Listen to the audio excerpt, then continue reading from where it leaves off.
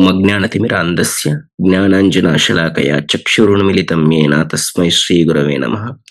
నమ ఓం విష్ణుపదాయ కృష్ణపృష్ఠాయ భూతలే శ్రీమతే భక్తివేదాంత స్వామినితి నామిని. నమస్తే సారస్వతీ దేవే గౌరవాణి ప్రచారిణి నిర్విశేష శూన్యవాది పాశ్చాత్య దేశధారిణి. జయ శ్రీ కృష్ణ చైతన్య ప్రభు నిత్యానంద శ్రీ అద్వైత గదధర శ్రీవాసాది గౌర భక్తవృంద. హరే కృష్ణ కృష్ణ కృష్ణ హరే హరే, హరే రామ రామ రామ హరే హరే. హరే కృష్ణ. అందరికీ దండ ప్రణామాలు. సో మనము ఈరోజు భీష్మస్తుతి స్టార్ట్ చేయబోతున్నాం. భీష్మస్తుతి ఇప్పటి వరకు మనము భీష్ముని గురించి ఇంట్రడక్షన్, భీష్మస్తుతి గురించి ఇంట్రడక్షన్ చెప్పేసుకున్నాం. దాదాపు 10 ఎపిసోడ్లు చెప్పుకున్నాం. మనము 6 గంటల సమయం వెచ్చించాం ఆల్రెడీ మనం ఇంట్రడక్షన్ లో. ఇంకా ఏమాత్రము డిలే చేయకుండా మనం ఈరోజు భీష్మస్తుతి స్టార్ట్ చేసుకోబోతున్నాం.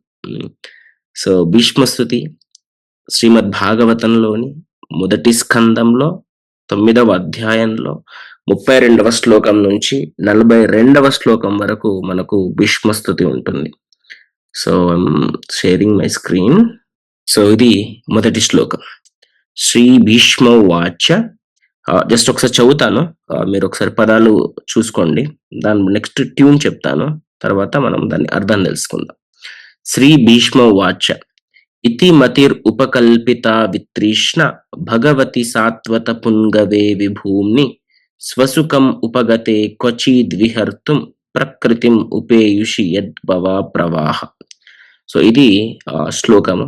దీనికి ట్యూన్ ఎలా ఉంటుందంటే, శ్రీ భీష్మ వాచ. ఇతి మతిరూపకల్పిత విత్రీష్ణ భగవతి సాత్వత పుంగవే విభూమ్ని స్వసుఖముపగతే క్వచిద్విహర్తుం ప్రకృతిముపేయుషి యద్భవ ప్రవాహ.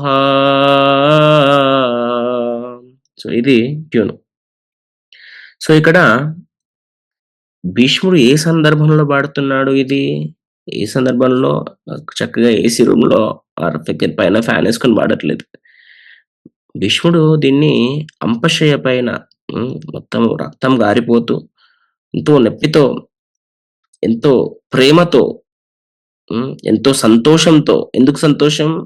హస్తినాపురాన్ని ఒక మంచి చేతిలో పెట్టాన సంతోషం. ఎందుకు ప్రేమ? ఎందుకంటే స్వయంగా భగవంతుడు ఉన్నాడు ముందర. ఇంతకు ముందు శ్లోకంలో ఏం చెప్తున్నారు ఇక్కడ? చాలా మాట్లాడాను ఇప్పటికే. వర్ణాశ్రమ ధర్మం గురించి, స్త్రీ ధర్మం గురించి, రాజధర్మం గురించి, మోక్ష ధర్మం గురించి, అలాగే విష్ణు సహస్రనామం, అన్ని ఎన్నో ధర్మాల గురించి మాట్లాడాను. చివరిగా ఇప్పుడు నాకు ఉత్తరాయణ కాలం వచ్చేసింది, అలాగే ఉత్తరాయణుడు కూడా ముందరే ఉన్నాడు. సో నా మైండ్ ని ఫిక్స్ చేసేస్తా ఇప్పుడు అని చెప్పేసి ఇంతకుముందు శ్లోకంలో 31వ శ్లోకంలో చెప్తున్నాడు. సో ఇప్పుడు దానికి కంటిన్యూషన్ ఏం చెప్తున్నాడు 32వ శ్లోకంలో? ఇతి. ఇతి అంటే దస్. సో ఇట్స్ కంక్లూజన్ అనమాట. సో ఈ విధంగా ఇతి మతిర్ అంటే నా మనస్సుని ఉపకల్పిత. ఉపకల్పిత అంటే పెట్టడం. ఉప అంటే ఏంటి? ఉప అంటే దగ్గర, కల్పిత అంటే ఉంచడం, కల్పించడం అంటాం కదా. ఒకదాన్ని పెట్టడాన్ని కల్పించడం అంటాం. ఉప అంటే దగ్గర. ఉపవాసంలో ఉప అంటాం కదా. ఉప అంటే దగ్గర, వాస అంటే ఉండడం. ఉపవాసం అంటే భగవంతునికి దగ్గరగా ఉండడం. అదే విధంగా ఉపకల్పిత అంటే ఇది దగ్గరగా ఉంచడం. దేన్ని? మతిర్. మతిని దగ్గరగా ఉంచడం. ఎవరికి దగ్గరగా ఉంచాలి? ఇతి మతి రూపకల్పిత భగవతి. ఇక భగవంతుడికి దగ్గరగా ఉంచాలి ఇప్పుడు నేనని చెప్తున్నాడు ఇక్కడ. భగవంతుడికి దగ్గరగా ఉంచాలి నా మతిని అని చెప్తున్నారు ఇక్కడ భీష్మదేవుడు. కానీ మనం పాడేటప్పుడు ఏం పాడతామంటే ఇతి మతి రూపకల్పిత విత్రీష్ణ. ఇక్కడ రూపకల్పిత అని చదువుతాం పాడేటప్పుడు, కానీ అది రూప కాదు, అక్కడ ఉపకల్పిత. ఇతి మతిర్ ఉపకల్పిత. నా మతిని దగ్గరగా ఉంచాలి అని చెప్తున్నాడు ఇక్కడ. సాధారణంగా మనమందరము జీవితం మొత్తం భక్తి చేస్తాం, కానీ జీవిత అంతంలో మనము మెయిన్ భగవంతుని మర్చిపోయి దేని గురించి ఆలోచిస్తాం. కానీ మన జీవితం యొక్క గోల్ ఏంటి? మన లైఫ్ గోల్ ఏంటి అంటే శ్రీమద్ భగవద్గీతలో భగవంతుడు చెప్తాడు 8వ అధ్యాయంలో ఏమని? అంతకాలేచ మామేవ స్మరన్ముక్త్వా కలేవరం యప్రయాతి సమద్భావం యాతి నాస్తి అత్ర సంశయ. ఏమంటున్నారు ఇక్కడ? అంతకాలేచ మామేవ, అంత్యకాలంలో నన్ను గుర్తుపెట్టుకుంటే, గుర్తు తెచ్చుకుంటే, స్మరణ్ ముక్త్వా కలేవరం, కలేవరం అంటే ఈ శరీరం, ఈ శరీరాన్ని ముక్త్వా వదిలేసేటప్పుడు స్మరణ్ ఎవరి గురించి? నా గురించి. అంతకాలేచ మామేవ స్మరణ్ ముక్త్వా కలేవరం అని చెప్తున్నారు భగవంతుడు ఇక్కడ. భగవంతుడు ఏం చెప్తున్నాడు? చనిపోయేటప్పుడు నా గురించి ఎవరైతే తలుచుకుంటారో యప్రయాతి సమద్భావం, వాళ్ళు చేరుకుంటారు అని చెప్తున్నారు. చేరుకుంటారని చెప్పగానే మనం ఎక్కడ నమ్మమో అని చెప్పేసి, నా బిడ్డలు నమ్ముతారు నమ్మరు అని చెప్పేసి లాస్ట్కి ఏం చెప్తున్నారు? యాతి నాస్తి అత్ర సంశయ, ఇటువంటి దాంట్లో ఎటువంటి డౌట్ పెట్టుకోవాల్సిన అవసరం లేదు, దీంట్లో ఇది పక్కా జరుగుతుంది అని చెప్తున్నాడు భగవంతుడు ఇక్కడ. అదే నెక్స్ట్ శ్లోకంలో ఏం చెప్తున్నాడు? యం వాపి స్మరణ్ భావం త్యజతంతే కలేవరం తం ఏవైతి కౌంతేయ సదా తద్భావ భావిత. ఎవరు దేని గురించి అయితే చనిపోయేటప్పుడు ఆలోచిస్తారో వాళ్ళు దాన్ని పొందుతారంట. చనిపోయేటప్పుడు మీరు మీ ఇంటి గురించి ఆలోచించారనుకోండి, మీ ఇంట్లో బల్లిలాగా పుట్టడము, పిల్లిలాగా పుట్టడము, ఎలుకలాగా పుట్టడము చేస్తారనమాట. మీరు చనిపోయేటప్పుడు అయ్యో నా పొలం అంటే ఆ పొలంలో పాములాగా పుడతారు. చనిపోయేటప్పుడు ఏదో దేని గురించి ఆలోచించారనుకోండి, దానిలాగా పుడతారంట. కానీ ఎప్పుడైతే మనం భగవంతుని గురించి ఆలోచిస్తామో అప్పుడు మనం భగవంతుని ధామంకు చేరుకుంటామంట. ఎంత ఈజీ ప్రాసెస్. ఇక్కడ భీష్ముడు ఏం చేస్తున్నారు? అదే చేస్తున్నారు. ఇక్కడ భీష్ముడు ఏం చేస్తున్నారు? భగవంతుని గురించి ఆలోచిస్తున్నారు. సో చనిపోయినాక భీష్ముడు ఎక్కడికి వెళ్ళారు? వైకుంఠాలకు వెళ్ళారు. సో మనకు భీష్ముడు ఇప్పటి వరకు ఈ 10 ఎపిసోడ్లో ఆర్ట్ ఆఫ్ లివింగ్ అంటే ఎలా బ్రతకాలో నేర్పించాడు. ఎలా బ్రతకాలి? భగవంతుని యొక్క చేతిలో ఒక కీలు బొమ్మలాగా ఉంటూ తన ధర్మాన్ని తను నిర్వర్తించుకుంటూ ఎంతో జాగ్రత్తగా అందరి పట్ల ప్రేమతో ఉండాలి అని భీష్ముడు మనకు ఆర్ట్ ఆఫ్ లివింగ్ నేర్పించాడు. ఇప్పుడు ఆర్ట్ ఆఫ్ లివింగ్ ఎలా చనిపోవాలో నేర్పిస్తున్నాడు ఇక్కడ. ఎలా చనిపోవాలి? పెద్ద పెద్ద బ్యాండ్ల మధ్య చనిపోయేటప్పుడు కూడా డీజేలు వస్తాయి ఇంకొన్ని రోజుల్లో. సో అప్పుడు కూడా డీజేలు పెడతారు చనిపోయేటప్పుడు కూడా. అలాగే మనం చనిపోవాల్సింది. ఎలా చనిపోవాలి? అంతకాలేచ మామేవం, నన్ను స్మరించుకొని చనిపో అని చెప్తున్నాడు భగవంతుడు. అది మన జీవితంలో మనం సక్సెస్ అయ్యామా లేదా అనే దానికి ఇండికేషన్ ఏంటంటే ఇదే టెస్ట్, ఫైనల్ టెస్ట్ ఇదంతా. అలాగే శ్రీమద్ భాగవతంలో కూడా చెప్తున్నారు ఏమని?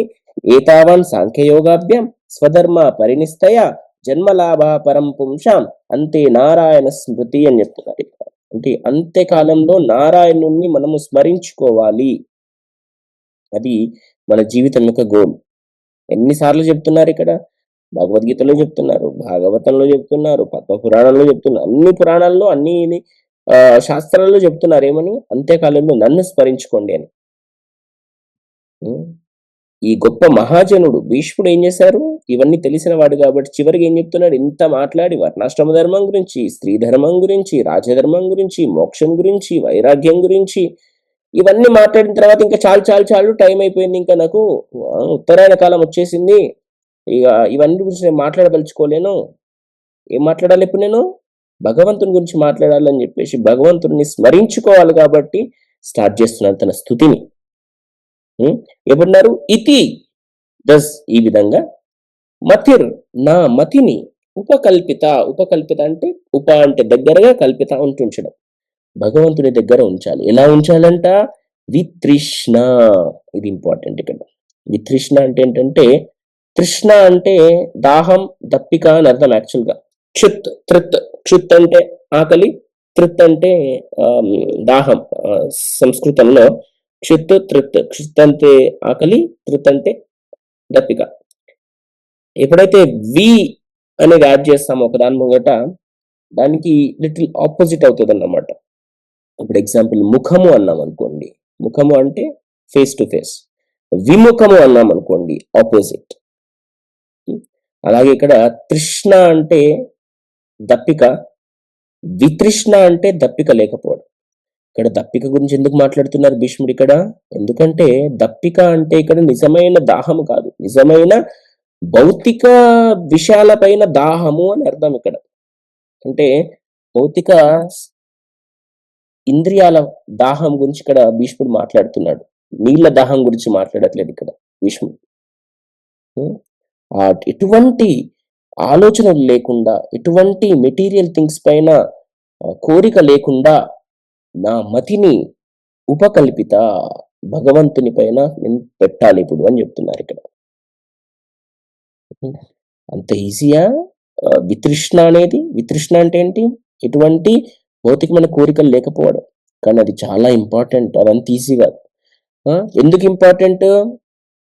ఎందుకంటే మళ్ళా అదే భగవద్గీతలో భగవంతుడు ఏం చెప్తున్నాడు? భోగ ఐశ్వర్య ప్రసక్తానాం తయాపహృత చేతశాం వ్యవసాయాత్మిక బుద్ధి సమాధౌ న విధీయతే. ఎవరికైతే భోగము పట్ల, ఐశ్వర్యము పట్ల కోరిక ఉంటుందో వాళ్ళు భగవంతుణ్ణి చేరుకోరు అని చెప్తున్నారు భగవంతుడు ఇక్కడ. చనిపోయేటప్పుడు కూడా నా నా భోగము, చనిపోయేటప్పుడు నాకు అండ్ల కాల్చండి, ఇండ్ల పూడ్చండి, నాకు వర్ల చేయండి, ఇలా చేయండి, నా ఆస్తి నీకిస్తా, నా ఆస్తి నీకిస్తా, ఇలా భోగాలతో చనిపోకూడదంట మనం. ఐశ్వర్యాలతో చనిపోకూడదంట. ఐశ్వర్యం ఉండడం తప్పు కాదు, కానీ ఐశ్వర్యానికి అటాచ్ అవ్వడం తప్పు. సో ఇటువంటి భోగాలు అంటే సుఖాలు, ఐశ్వర్యాలు అంటే సిరులు, ఇవి రెండు ఉంటే మనం భగవంతుణ్ణి చేరుకోలేమంట. వాటిపైన అటాచ్మెంట్ ఉంటే, అవి ఉండడంలో తప్పులేదు, కానీ వాటికి అటాచ్ అవి ఉండవద్దంట. ఎవరైతే ఇవి రెండు ఉంటాయో, భోగ ఐశ్వర్య ప్రసక్తానం తయాపహృత చేతశాం అంటే వాళ్ళ మనస్సు మొత్తం డిస్ట్రాక్ట్ అయిపోతుందంటే ఎవరికైతే ఈ రెండు ఉంటాయో. నెక్స్ట్ ఏమంటున్నావు? వ్యవసాయాత్మిక బుద్ధి సమాధం నా విధీయతే. అటువంటి వాళ్లకు భగవంతుని పట్ల ప్రేమ అనేది రాదు అని చెప్తున్నారు ఇక్కడ. సో అందుకోసమే మనం భోగము ఐశ్వర్యం పట్ల మనకు అంత ఆసక్తి ఉండకూడదు. అది వితృష్ణ. అందుకే ఇక్కడ ఏమంటారు? వితృష్ణ అంటారు భీష్ముడు. భీష్ముడు అంపశయపైన చనిపోవాలా? ఎంత ఎంత గ్రాండ్ గా చనిపోవచ్చు భీష్ముడు. గ్రాండ్ గా అంటే ఎంతో పెద్ద ప్యాలెస్ లో, ఎంతో ఏసీ కిందో, లేకపోతే ఒక 100 మంది సేవకులు తనకు ఇట్లా గాలి ఊపుతూ, ఆ సందర్భంలో భీష్ముడు చనిపోవచ్చు. కానీ భీష్ముడు ఎక్కడ చనిపోతున్నాడు? ఒక అంపశయ పైన, ఎక్కడో యుద్ధ భూమిలో అంపశయ పైన భీష్ముడు చనిపోతున్నారు. ఎందుకంటే ఆయన డిటాచ్డ్ భోగానికి, ఐశ్వర్యానికి. ఇక్కడ వితృష్ణ అంటే ఏమని చెప్పుకున్నాం మనం? భౌతిక విషయాలపైన ఆశ లేకపోవడం. కానీ అంత ఈజీ ఆ భౌతిక విషయాలపైన ఆశ లేకుండా ఉండడం అంత ఈజీ కాదు. కానీ ఒక ట్రిక్ ఉంది దానికి. మనకు ఎగ్జాంపుల్, మన కిరాణా షాప్లో 2 రూపాయలకు చిన్న చిన్న గులాబ్ జామున్ దొరుకుతాయి, తెలుసా మీకు? చిన్నప్పుడు మనం తినే ఉంటారు 1 రూపీ 2 రూపీస్కి. చాలా బాగుండే. ఇప్పుడు ఆ గులాబ్ జామ్కి మనం అటాచ్ అయిపోయాం అనుకోండి, దానికన్నా మంచి గులాబ్ జామ్, మంచి కోవాతోని చక్కెరలో వేసి చక్కగా వేయించి ఎంతో టేస్టీగా మధ్యలో ఒక చిన్న పిస్తా పప్పు పెట్టి ఇచ్చామనుకోండి, ఏ గులాబ్ జామ్ తింటాం మనం? ఏ గులాబ్ జామ్ తింటామా? ఆ గులాబ్ జామ్ తింటామా? ఇదే తింటాం, ఎందుకంటే ఇంకా టేస్టీగా ఉంది కాబట్టి. సో ఒక లోవర్ టేస్ట్ ని మనము తీసేయాలంటే హయ్యర్ టేస్ట్ ని ఎక్స్పీరియన్స్ చేయాలి. అంతేగాని మన ఇంద్రియాలను ఎప్పుడు కూడా మనం కట్టి పడేయద్దు. ఎగ్జాంపుల్, ఇప్పుడు నాకు మందు తాగాలనిపించింది అనుకో, నాకు మందు అలవాటు ఉందనుకోండి, మందు తాగడం ఆపేయాలంటే మందు తాగడం ఒకటి ఆపేస్తే సరిపోదు. దానికన్నా హయ్యర్ టేస్ట్ మనం అనుభవించాలి. భగవంతుని యొక్క చరణ అమృతాన్ని తాగాలి మనం. భగవంతుని యొక్క కీర్తనలు పాడాలి అదే నోటితోని, మంచి మాటలు పలకాలి అదే నోటితోని. అప్పుడు దాని గురించి ఆలోచించే అవకాశం తగ్గుతుందన్నమాట. చెవులున్నాయి,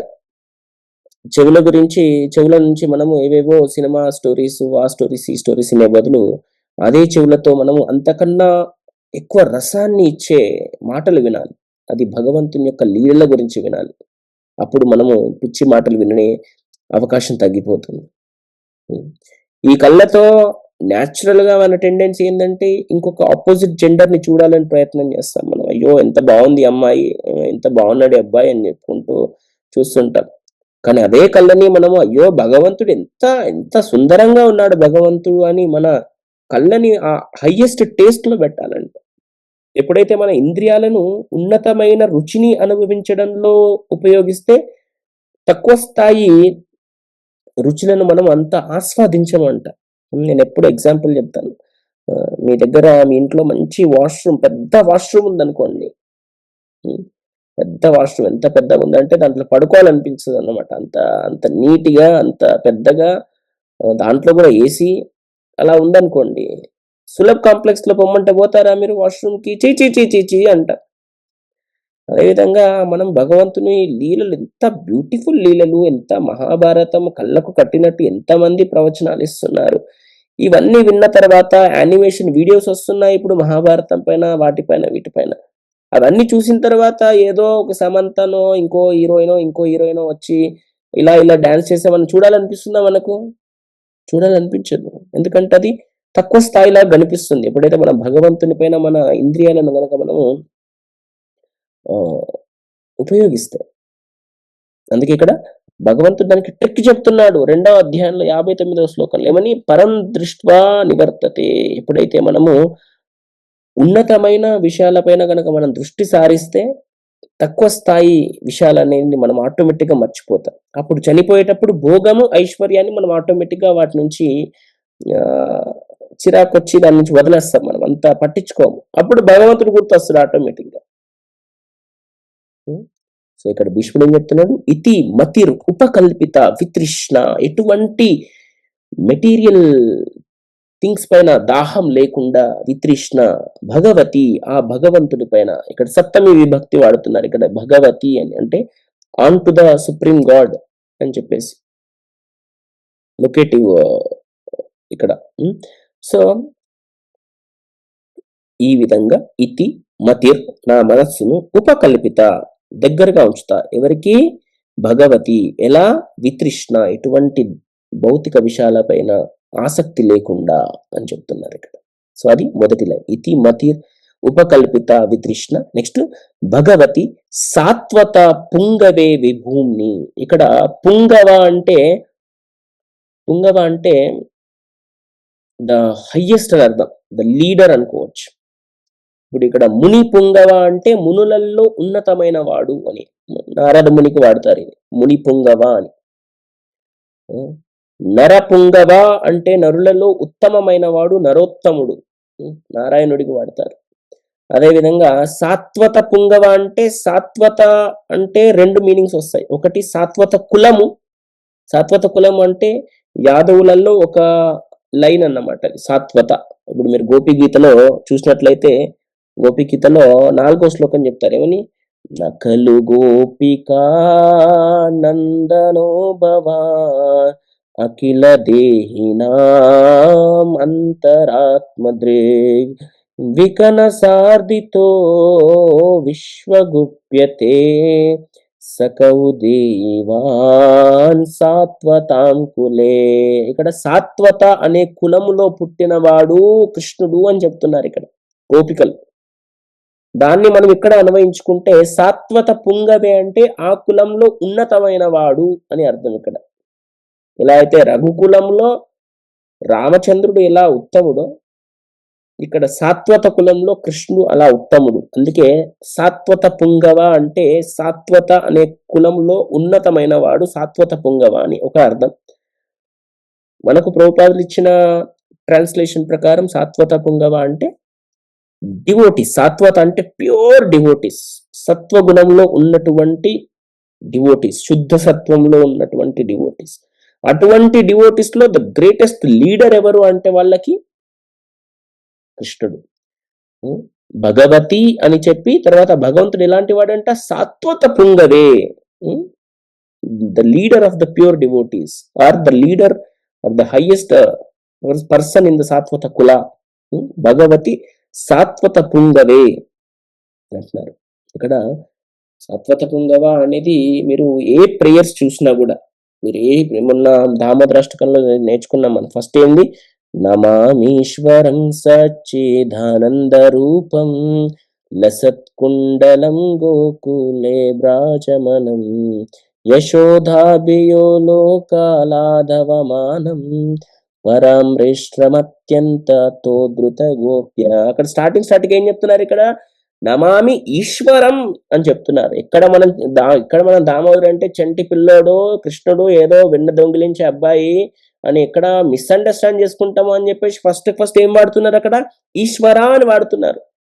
అదేవిధంగా భీష్ముడు ఇక్కడ ఏం వాడుతున్నారు? ఇక్కడ మనం మళ్ళా కృష్ణుడు అంటే ఏదో యుద్ధాలలో పుల్లలు పెట్టేవాడు, అనవసరంగా యుద్ధం ఆగిపోతే అనవసరంగా ఈయన ఏదో ప్రేరేపించి వాళ్ళకి యుద్ధం రెచ్చగొట్టాడు అని చెప్పేసి ఎక్కడ మిస్అండర్స్టాండ్ చేసుకుంటాం అని చెప్పేసి భీష్ముడు మొదటిగా ఏం చెప్తున్నాడు? ఆయన భగవంతుడు, ఆయన సాత్వత పుంగవుడు అని చెప్తున్నాడు ఇక్కడ. ఏ విధంగా అయితే సత్యవ్రతముని దామోదరాష్టకంలో చెప్పాడో, మొదటిగా ఫస్ట్ భగవంతుడి యొక్క పొజిషన్ ని ఎస్టాబ్లిష్ చేశాడు అక్కడ భీష్ముడు. ఈవెన్ కుంతి మహారాణి కూడా కుంతి ప్రేయర్స్ లో మనం చూస్తే నమస్య పూరుషం త్వాద్యం ఈశ్వరం ప్రకృతే పరం అలక్ష్యం సర్వభూతానాం అంతర్బహిర్ అవస్థితం అని చెప్తుంది. ఇక్కడ ఏం చెప్తున్నారు? కుంతిదేవి నమస్తే పూరుషం త్వాద్యం ఈశ్వరం అని చెప్తున్నాడు. ఆయన ఈశ్వరుడు అని చెప్తుంది కుంతిదేవి. సో ఇలాంటి ఉన్నతమైన భక్తులు ఎప్పుడు కూడా మొదటిగా భగవంతుని యొక్క పొజిషన్ ని ఎస్టాబ్లిష్ చేసి తర్వాత కంటిన్యూ చేస్తారన్నమాట. అదేవిధంగా భీష్ముడు ఏం చెప్తున్నారు?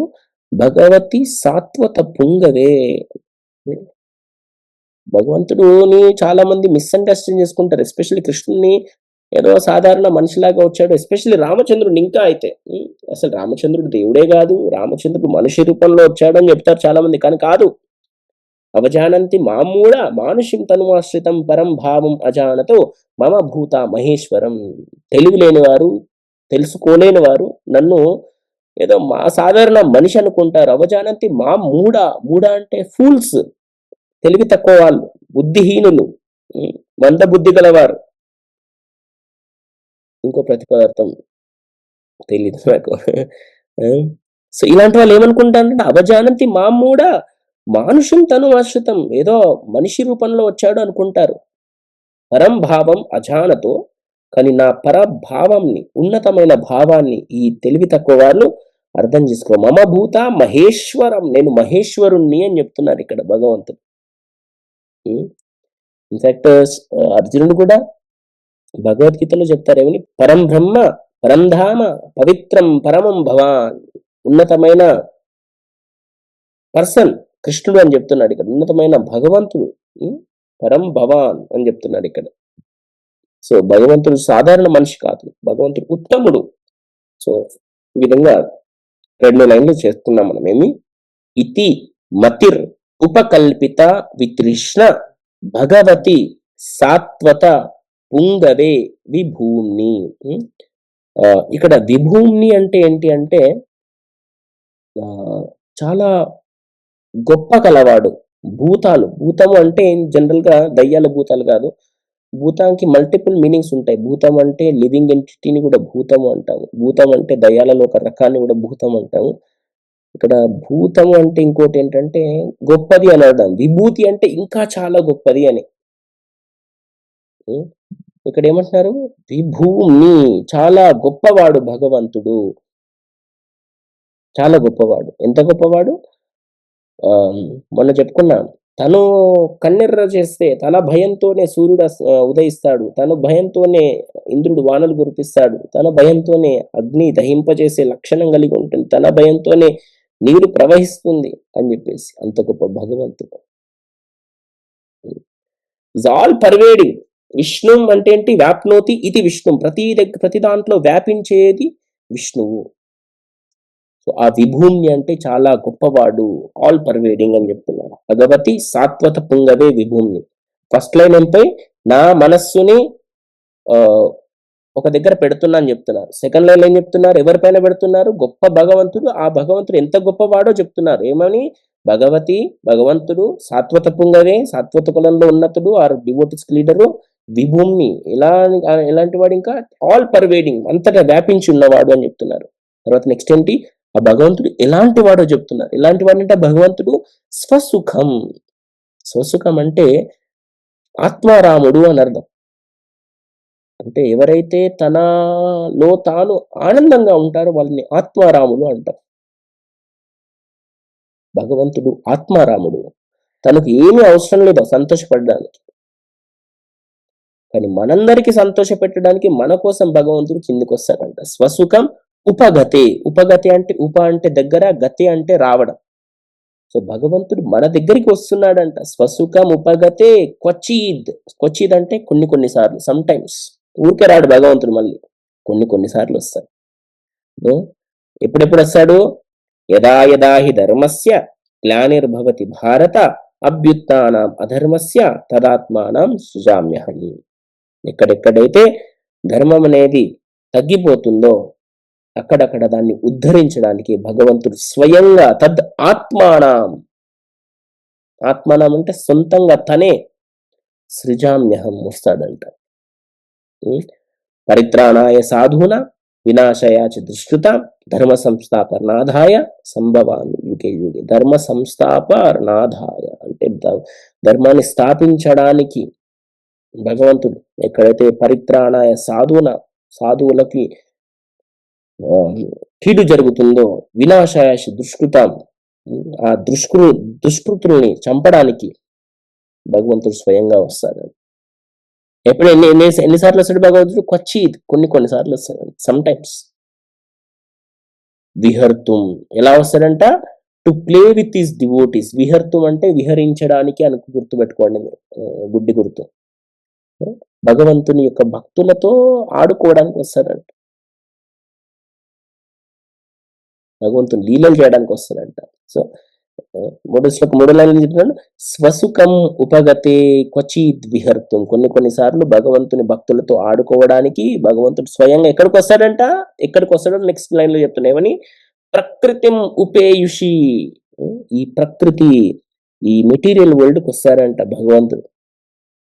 ప్రకృతిం ఉపేషి యద్భవ ప్రవాహ.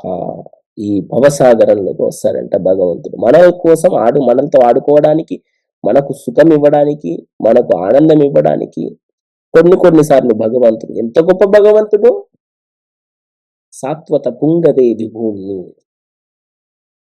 ఈ విధంగా భీష్ముడు భగవంతుని గురించి ఆలోచిస్తూలా చెప్తున్నాడు. ఇతి మతిర్ ఉపకల్పిత వితృష్ణ భగవతి సాత్వత పుంగవే విభూమి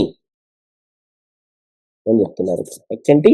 స్వసుఖం ఉపగతే క్వచిద్ విహర్తుం ప్రకృతిం ఉపేయుషి యద్భవ ప్రవాహ అని చెప్తున్నారు. So the overall meaning is, భగవంతుడు చాలా గొప్పవాడు. ఆ గొప్పవాడు ఎంత గొప్పవాడంటే స్వసుఖం భగవతి సాత్వత పుంగవే విభూమిని. సాత్వత కులంలో గొప్పవాడు. ఏం చేస్తారంట ఆ భగవంతుడు? ఎలాంటి వాడంట? స్వసుఖం, ఆత్మారాముడు అంట. ఏం చేస్తాడంటే ఈ ఆత్మారాముడు? స్వసుఖం ఉపగతే క్వచిద్ విహర్తుం. తన భక్తులకి ఆనందాన్ని ఇవ్వడానికి వస్తాడంట. ఎక్కడికి వస్తాడంట? ప్రకృతిం ఉపేయుషి యద్భవ ప్రవాహ. ఈ భౌతిక ప్రపంచంలోకి వస్తాడంట. సో ఇక్కడ ఒక్కసారి మీనింగ్ చదువుతున్నాను. Bhishmadeva said, let me now invest my thinking, feeling, willing, which were so long engaged in different subjects and occupational duties in the all-powerful Lord Sri Krishna. He is always self-satisfied, but sometimes, being the leader of the devotees, he enjoys transcendental pleasure by descending to the material world, although for him only the material world is created. ఆయన నుంచే ఈ భౌతిక ప్రపంచం వచ్చింది. ప్రకృతి ఉపేషి యద్భవ ప్రవాహ. ఆయన నుంచి. ప్రవాహ అంటే ఏంటి? రావడం. ఆయన నుంచే వచ్చింది. భౌతిక ప్రపంచం ఎవరు క్రియేట్ చేశారు? భగవంతుడే. బ్రహ్మ సెకండరీ క్రియేటర్, కానీ భగవంతుడు ప్రైమరీ క్రియేటర్. సో బ్రహ్మ సెకండరీ, కానీ బ్రహ్మని క్రియేట్ చేసింది ఎవరు? భగవంతుడే మళ్ళా. సో ఈ విధంగా ఈ ప్రకృతి, ఈ భౌతిక ప్రపంచం యద్భవ ప్రవాహ, తన నుండి వచ్చినప్పటికీ కూడా క్వచిత్, కొన్నిసార్లు, విహర్తుం, తన భక్తులతో తన భక్తులకి ఆనందాన్ని ఇవ్వడానికి, తను భక్తుల నుండి ఆనందాన్ని పొందడానికి స్వసుఖం ఆత్మారాముడైనప్పటికీ మన దగ్గరకు వస్తాడంట. ఉపగతే వస్తాడంట. ఎవరు? భగవంతుడు. ఆ భగవంతుడు ఎంత గొప్పవాడు! సాత్వత పుంగవే విభూమ్ని, ఎన్నో విభూతులు గలవాడు భగవంతుడు. అలాంటి భగవంతుడి పైన భీష్ముడు ఏం చేస్తున్నాడు? ఇతి మతిర్ ఉపకల్పిత వితృష్ణ, నాకు సమయం వచ్చేసింది. ఎటువంటి వితృష్ణ, ఎటువంటి హ్యాంకరింగ్ లేకుండా, ఎటువంటి మెటీరియల్ థింకింగ్ లేకుండా నా మతిని ఉపకల్పిత దానిపైన పెడుతున్నాను. సో పైనుంచి కిందికి వెళ్తే ఎలా? నా మనస్సును ఒక దగ్గర పెడుతున్నా. ఎక్కడ పెడుతున్నా? రెండో లైన్ భగవంతుని పైన. ఆ భగవంతుడు ఎంత గొప్పవాడు? సాత్వత పుంగవే విభూమ్ని, మూడో లైన్. ఆ భగవంతుడు ఎలాంటి వాడంట? స్వసుఖం ఆత్మారాముడు. ఆయన ఏం చేస్తాడంట? ఉపగతే క్వచిద్ విహర్తం, వస్తాడంట కిందికి మనకు ఆనందాన్ని ఇవ్వడానికి. ఎక్కడికి వస్తాడంట? నాలుగో లైన్. ఈ భౌతిక ప్రపంచంలో ప్రకృతి ఉపేషి యద్భవ ప్రవాహ, భౌతిక ప్రపంచం ఎక్కడి నుంచి వచ్చిందంట? భగవంతుడి నుంచి వచ్చిందంట. కింద నుంచి పైకి వెళ్తే ఈ భౌతిక ప్రపంచము, నాలుగో లైన్ ఏంటి? ఈ భౌతిక ప్రపంచము భగవంతుడి నుంచి వచ్చింది. ఆ భగవంతుడి నుంచి వచ్చిన ఈ భౌతిక ప్రపంచంలో మూడో లైను భగవంతుడు వస్తాడు. ఉపేషి క్వచిత్ సమ్ టైమ్స్ వస్తాడు అన్నమాట. ఎందుకు వస్తాడు? స్వసుఖం ఆత్మారాముడు అయినప్పటికీ విహర్తం, తన భక్తులకి ఆనందాన్ని ఇవ్వడానికి, ఆరు భక్తుల నుండి తను ఆనందాన్ని పొందడానికి వస్తాడంట. ఎవరు వస్తారు? రెండో లైన్ భగవంతుడు, భగవతి సాత్వత పుంగవే విభూమ్ని, ఇలాంటి వాడు ఆ భగవంతుడు. సాత్వత పుంగవుడు అండ్ చాలా విభూతులు గలవాడు. అలాంటి భగవంతుడి పైన భీష్ముడు ఏం చేస్తున్నాడు? ఫస్ట్ లైన్ ఇతి మతిర్ ఉపకల్పిత వితృష్ణ, ఎటువంటి మెటీరియలిస్టిక్ థింకింగ్ లేకుండా పూర్తిగా సంపూర్ణంగా తన మనస్సుని భగవంతుని పైన కేంద్రీకృతం చేస్తున్నాడు ఇక్కడ భీష్ముడు. ఎందుకంటే మనకు శాస్త్రాలు పదే పదే పదే చెప్తున్నాయి ఏంటంటే, అంతే నారాయణ స్మృతి, చనిపోయేటప్పుడు భగవంతుని మనము గుర్తు తెచ్చుకోవాలి. ఒకవేళ చనిపోయేటప్పుడే గనక మనకు భగవంతుడు గుర్తుకు రాలేకపోతే మనము చేసిన మొత్తం సాధన అనేది వృధా. అఫ్ కోర్స్ కొన్ని ఆరోగ్య పరిస్థితుల వల్ల కొన్ని గుర్తు రాకపోతే, ఒకవేళ భగవంతుడు మన జీవితం మొత్తం గనక మంచి సంపూర్ణమైన ప్రేమతో నిండిన భక్తి గనక మనం చేస్తే, భగవంతుడే స్వయంగా వచ్చి మన చెవుల్లో తన నామము తానే చెప్పుకొని మనల్ని తీసుకుపోతాడంట భగవంతుడు. ఒకవేళ మన ఆరోగ్య పరిస్థితుల రీత్యా మనం భగవంతుని గుర్తు చేసుకోలేకపోతే, ఎంత కరుణామయుడు భగవంతుడు చూడండి. భగవంతుడు ఇవి రూల్స్ రెగ్యులేషన్స్ ఏం చూడడు. భగవంతుడు ఏం చూస్తాడు? మన లోపల భావం చూస్తాడు. ఎటువంటి కల్మషం లేకుండా ఉంటే భగవంతుడే స్వయంగా తీసుకెళ్ళిపోతాడు. సో ఈ శ్లోకాన్ని మీరందరూ హోంవర్క్ లాగా ఒక 3-4 సార్లు రాయండి, మెమరైజ్ చేసుకోవడానికి ప్రయత్నం చేయండి. ప్రతి పదం యొక్క అర్థాన్ని తెలుసుకోండి.